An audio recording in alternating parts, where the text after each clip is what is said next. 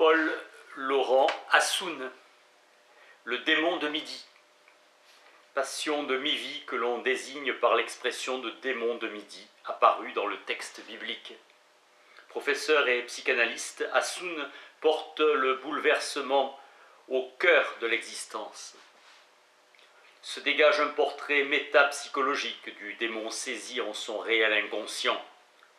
Midi, moment de la journée où le soleil est au plus haut de l'horizon, heure qu'il choisit pour sévir. Cycle de vie impacté par le désir. Âge critique de la raison médico-sexologique.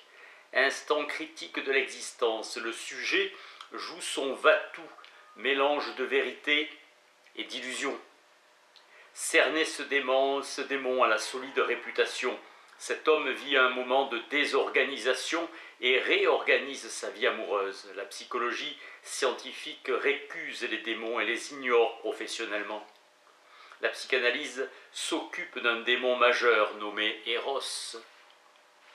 Question à mi-vie de la vérité sexuelle, la métapsychologie, théorie des processus inconscients, fait droit au démon. Le démon est aussi intraitable que le désir. Le démon déconjugalise et dénoue les liens institués. Moment de vérité du lien social. Une conjugaison au féminin vise la femme, âge critique du malaise de la ménopause. Le déclenchement s'opère sous le signe de ce que Nietzsche appelle seconde jeunesse. Dialectique de l'être et de l'avoir qui se cristallise par ce choix amoureux. La rencontre inopinée déclenche la crise, le sujet se constituant en attente de cet inattendu. Nouvelle première fois, comportement décalé qui désoriente et intéresse l'analyste.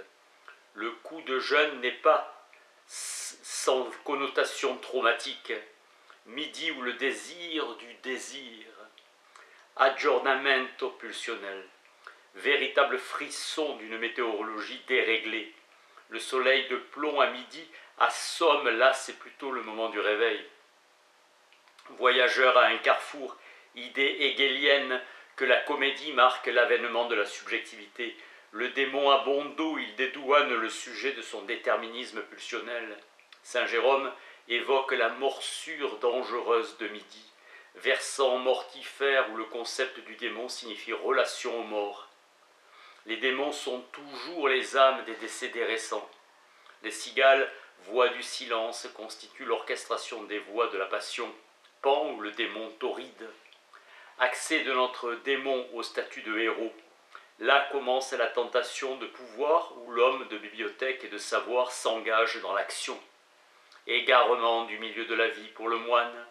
Le transfert de savoir constitue l'un des lieux électifs de ces mouvements de déplacement du savoir à la jouissance.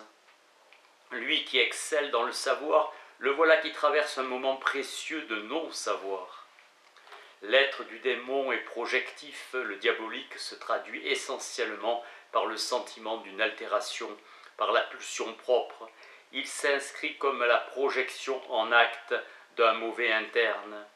La régression ou l'école buissonnière, impression du retour en arrière.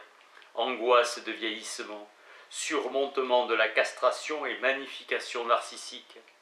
Le surmoi constitue sa force sur le déclin d'Oedipe comme puissante formation réactionnelle. La jeune fille en fleurs ou l'éclat phallique.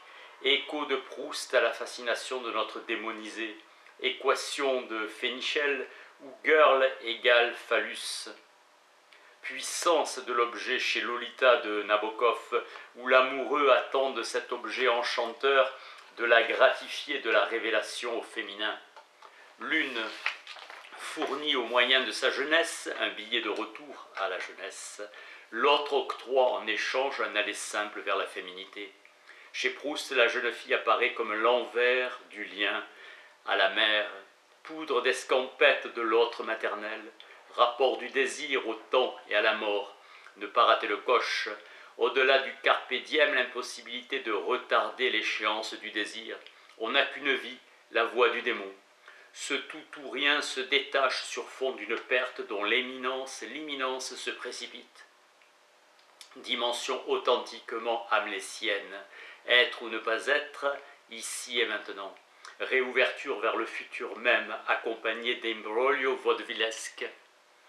Le temps cesse d'être l'image mobile de l'éternité platonicienne pour se poser comme le présent rendu sensible, vécu comme l'injonction d'une réitération sans fin, reduplication de cet instant en son unicité, où le sujet perdant la mémoire, l'instant s'éternise. Nietzsche se donne pour tâche de préparer un grand midi, au rebours de la tendance sécuritaire qui fait répugner au danger, penchant à exclure la mort des contes de la vie. Qui n'engage pas sa vie dans la pensée de la mort ne désire pas. Fond de l'histoire de Freud ou la tentative de mettre à jour sa vie en conformité avec la vérité de son désir. Merci.